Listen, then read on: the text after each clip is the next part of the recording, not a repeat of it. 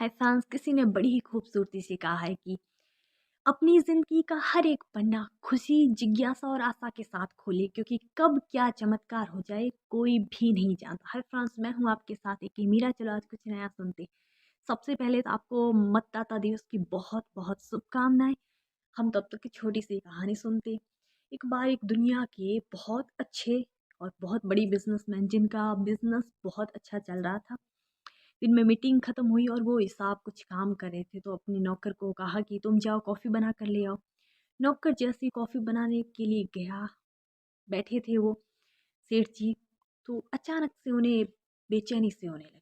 तभी नौकर को आवाज़ दी कि सुन रहे हो तुम, कॉफ़ी बाद में बनाना, पहले जाओ डॉक्टर को फ़ोन करो। शहर के सबसे नामी डॉक्टरों को फ़ोन किया गया। डॉक्टर आए, सेठ जी को तबीयत वगैरह चेक की, पर सेठ जी एकदम नॉर्मल थे। डॉक्टर ने कहा कि आपको कुछ भी नहीं हुआ है, आपकी तबीयत बहुत अच्छी है। सेठ जी के नहीं, मुझे बेचैनी हो रही है, कुछ तो हुआ है। वो डॉक्टर कहते कि नहीं, लेकिन फिर भी आपकी खुशी के लिए हम आपको दवा दे देते हैं, ले लेना। डॉक्टर्स चले जाते हैं, दवा होती है, सेठ जी दवा ले लेते हैं और फिर सोने के लिए चले जाते। जब जाते तो नींद तो आँखों से कोसों दूर थी, बेचैनी अभी भी हो रही थी, समझ में नहीं आ रहा क्या हो रहा है। बैठे, सोने की कोशिश की काफ़ी, पर नींद दूर थी। काफ़ी यूँ ही अपनी नींद से संघर्ष करते-करते टाइम देखा तो रात के 3 बजे हैं। सेठ जी का मन ही नहीं लग रहा कि क्या, मतलब क्या करें? नींद तो आ नहीं रही है। तो वहाँ से रूम से बाहर निकल जाते हैं। बहुत बड़ा बंगला था, लेकिन मन नहीं लग रहा था पूरे बंगले में। तो बाहर गए, बंगले से बाहर निकले तो एक चबूतरा था, चबूतरे पर बैठे तो थोड़ी बेचैनी कम हुई और थोड़ा सुकून मिला। तभी एक कुत्ता आता है, वो सेठ जी का चप्पल, जैसे ही सेठ जी खोल कर ऊपर बैठते वो चप्पल लेकर भाग जाता। सेठ जी दूसरा चप्पल पहनते और कुत्ते के पीछे पीछे हो लेते।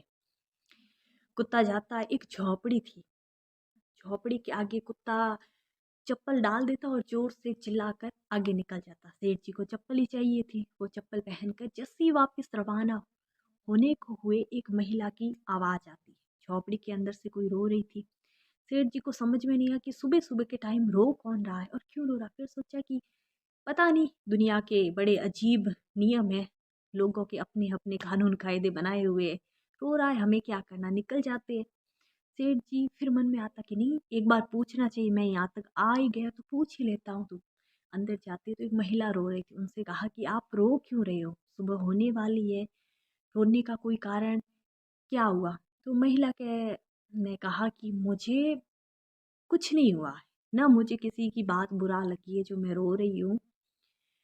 और सेठ जी ने भी माफ़ी मांगी कि अचानक से आपको पूछना भी गलत होगा कि आप क्यों रो रही हो, लेकिन मैं यहाँ से गुजर रहा था, बस इसीलिए पूछ लिया। तो महिला के नहीं नहीं सेठ जी, ऐसी कोई बात नहीं है। हुआ क्या था कि मेरी बेटी बहुत बीमार है और डॉक्टर्स ने कहा कि उसका यदि इलाज टाइम पे नहीं हुआ तो वो मर जाएगी, और मेरी इकलौती बेटी एक ही है, मेरी मतलब मेरा संसार सब कुछ वही है। तो सेठ जी ने कहा कि ये बात तो समझ में आती है, आप जहाँ काम करते हो वहाँ से पैसे मांग सकते हो, तो कि मैं तो घर घर जाकर झाड़ू पोछे करती हूँ, मुझे पैसा कौन देगा? तो सेठ जी की ने ये भी बात समझ में आ रही कि आपको पैसे नहीं देंगे, लेकिन रोने का क्या तात्पर्य, मतलब रोने से कोई मदद थोड़ी ना मिलती है। तो जो उस महिला ने किया, उस बात ने सेठ जी को आश्चर्यचकित कर दिया, शायद आपको भी कर दे। उस महिला ने कहा कि कल इधर से एक बाबा जी गुजरे थे, तो उन्हें जब मैंने कहा कि मेरी ये समस्या है, तो उन बाबा जी ने एक मुझसे बात कही कि तुम है ना, कल सुबह 4 बजे रोना स्टार्ट करना, दीवार से सर फोड़ना, और जब 4 बजे तुम्हें मदद मिल जाएगी, तुम जब रोओगी ना तो तुम्हें मदद मिल जाएगी, चाहे वो कहीं से भी मिले। ये बात सेठ जी को बहुत बेचैन कर देती कि मेरी बेचैनी बढ़ना और फिर चबूतरे पर बैठना, कुत्ते का मेरा चप्पल लेना, फिर मेरा यहाँ आना। सेठ जी एकदम से पिघल जाते हैं कि मैंने ज़िंदगी में कभी नहीं सोचा था कि चमत्कार नाम की कोई चीज़ होती है, लेकिन ये तो चमत्कार है। मतलब हम माने या ना माने, चाहे आध्यात्मिकता माने या साइंस माने, लेकिन कोई तो है जो इस दुनिया को चला रहा है, इतनी बड़ी सृष्टि है।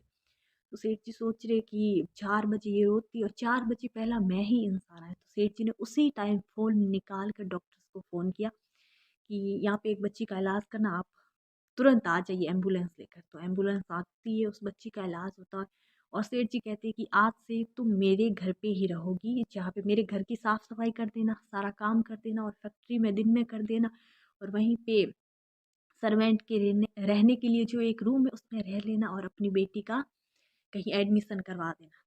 तो ये छोटी सी कहानी हमें क्या सिखाती, कभी कभी हम जिस राह से गुजरते हैं तो कभी कभी हम अपना रास्ता बदल देते हैं, हमें पता नहीं होता कि हम रास्ता क्यों बदल रहे हैं, लेकिन जिंदगी में कब क्या किस जगह कुछ भी हो सकता है। हो सकता है कभी भगवान हमें किसी की मदद करने का मौका दे दे, क्योंकि मौका उन्हें दिया जाता है जो बहुत काबिल होते हैं। तो कब क्या कहीं कुछ भी हो सकता है, इसीलिए ज़िंदगी का हर पना बहुत चमत्कार के साथ जिए। और वैसे लोग कहते हैं ना कि ज़िंदगी तो सिर्फ एक बार मिलती है, ये तो झूठ है बिल्कुल, क्योंकि ज़िंदगी तो हमें हर एक नई सूरज की किरण के साथ नई ज़िंदगी मिलती है।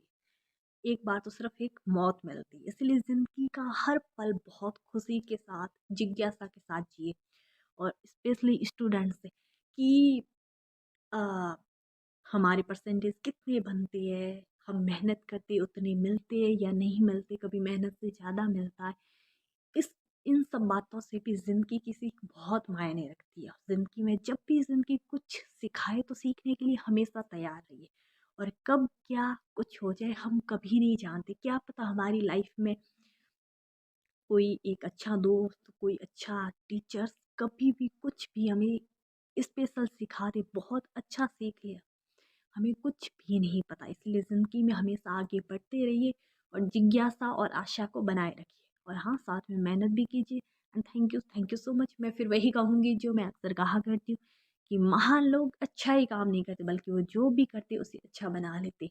हाँ, ये सच है कि एक इंसान दुनिया को नहीं बदल सकता, लेकिन ये भी इतना ही सच है कि दुनिया को बदलने की शुरुआत करने वाला हमेशा एक इंसान ही होता है। You are best, you are unique and you can do it. Thank you so much.